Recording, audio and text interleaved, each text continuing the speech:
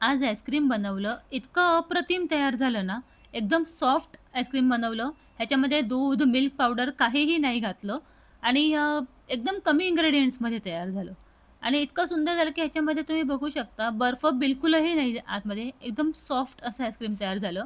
आरवीने तर पूर्ण एक मग आईस्क्रीम खाऊन टाकलं, इतकं तिला आवडलं. ती म्हणते, "एवढं कमी का बनवलं? ह्याच्यापेक्षा जास्त बनवायला हवं होतं." तर खूप छान आईस्क्रीम तयार झालं. कसं बनवायचं ते तुम्हाला सांगते. आता इथे 1/4 कप मी साखर घेतलेली आहे. ह्याच्यामध्ये एक 8 ते 10 बदाम घालणार आहे. 8 ते 10 ह्याच्यामध्ये पिस्ता घालून घ्यायचे आणि 8 ते 10 काजू घालून घेतले ह्याच्यामध्ये. थोडं ड्रायफ्रूट असेल तर मग आपल्याला मुलांना कसं आईस्क्रीमच्या बरोबर ड्रायफ्रूट पण खाल्ले जातात. त्यामुळे थोडे ड्रायफ्रूट घालून घ्यायचे म्हणजे आईस्क्रीम जरा थोडंसं आपलं पौष्टिक होऊ शकतं आणि बाहेरच्या आईस्क्रीमपेक्षा केव्हाही घरातलं आईस्क्रीम चांगलं. आता इथे मी फ्रेश क्रीम आणलेलं आहे. तर बाजारामध्ये तुम्हाला कुठेही फ्रेश क्रीम मिळू शकतं म्हणजे स्वीट मार्टमध्ये, किराणा मालाच्या दुकानामध्ये तुम्हाला हे फ्रेश क्रीम मिळू शकतं. मी एक पाऊच आणलेला आहे हा. हा साधारण 60 ते 65 रुपयाला मिळतो बाजारामध्ये. तर तुम्ही ते आणायचं एक फ्रेश क्रीमचा पाऊच, तो घालून घ्यायचा आणि ह्याच्यामध्ये आपण जे पावडर तयार केलेली आहे ना, ती अर्धी पावडर ह्याच्यामध्ये मी आधी काढून घेणार आहे. मग कारण की मी इथे मिक्सरनी हे ब्लेंड करणार आहे. मग ब्लेंड करताना ते एकदम सगळी पावडर घातली ना, तर ते उडेल आणि मग सगळा पसारा जास्त होऊन जाईल. त्यामुळे आधी अर्धी घालायची, थोडंसं ब्लेंड करून घेतलं हँड मिक्सरनी, की मग पुन्हा पावडर हे बाकीची उरलेली पावडर घालून घ्यायची. आधी ते हे मी मिक्स करून घेते आता तुमच्याकडे जर हँड मिक्सर नसेल किंवा बीटर नसेल ना, तर तुम्ही ते आपलं विक्सर असतं ना घरामध्ये आपण ज्याच्याने ताक वगैरे बनवतो, त्याच्याने सुद्धा तुम्ही हे करू शकता. हे विक्सर असतं ना, ह्याच्याने सुद्धा तुम्ही असं छान मिक्स करून घेऊ शकता. पण तुम्हाला एक 15 ते 20 मिनिटं ते कॉन्स्टंट मिक्स करायचं आहे. आता माझ्याकडे इथे बीटर आहे, त्यामुळे मी बीटरला हे आता ब्लेड्स लावून घेते आणि बीटरनीच इथे मिक्स करून घेते आता साधारण एक 10 मिनिटं तरी कॉन्स्टंट एकाच बाजूने हे मिक्स करत राहायचं. खूप सोपं आहे बनवायला. आता ह्याच्यामध्ये बाकी काही इन्ग्रीडियंट्स मी घातलेले नाही, तुम्ही बघितलेत आणि बनवायला खूप सोपं आहे. फक्त फ्रीझरमध्ये आपल्याला 8 ते 10 तास ठेवावं लागतं. तेवढा वेळ द्यावा लागतो. पण खूप एक कमी इन्ग्रीडियंट्समध्ये हे तयार होतं आणि बाहेरून आईस्क्रीम आणण्यापेक्षा तुम्ही घरामध्येच हे असं आईस्क्रीम बनवलंत ना, तर खूप चांगलं. आता उरलेलं मी हे पावडर ह्याच्यामध्ये घालून घेते आणि पुन्हा मिक्स करून घेते पुन्हा एक 5 मिनिटं मिक्स करून घेणार आहे. जितकं आपण जास्त हे मिक्स करू ना, तेवढं आईस्क्रीम आपलं जास्त सॉफ्ट होणार आहे. त्यामुळे जेवढं जास्त मिक्स करता येईल ना, तेवढं जास्त वेळ हे मिक्स करून घ्यायचं आपल्याला.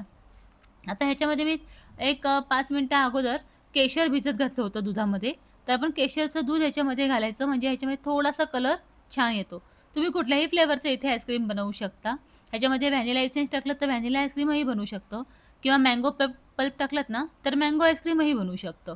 तर आपल्याला जे फ्लेवर पाहिजे ना, तुम्ही इथे ह्या स्टेजला घालू शकता आणि आईस्क्रीम बनवू शकता.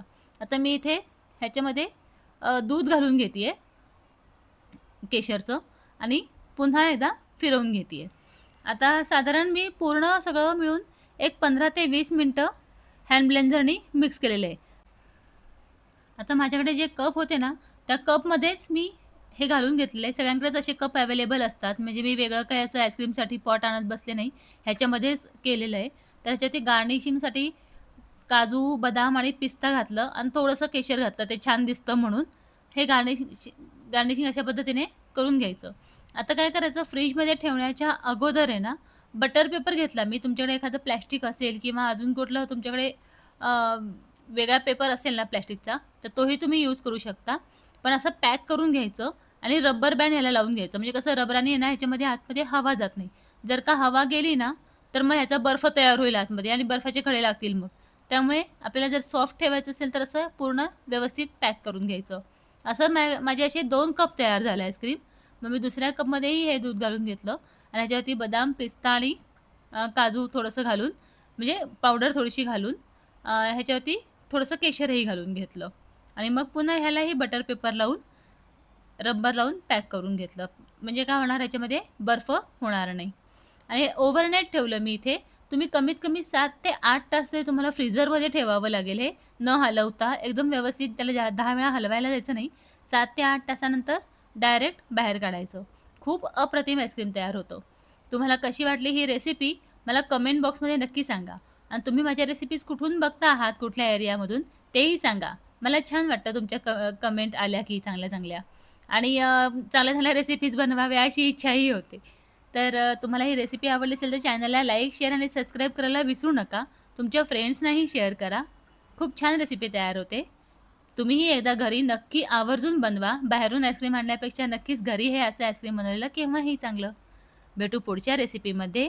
तोपर्यंत बाय.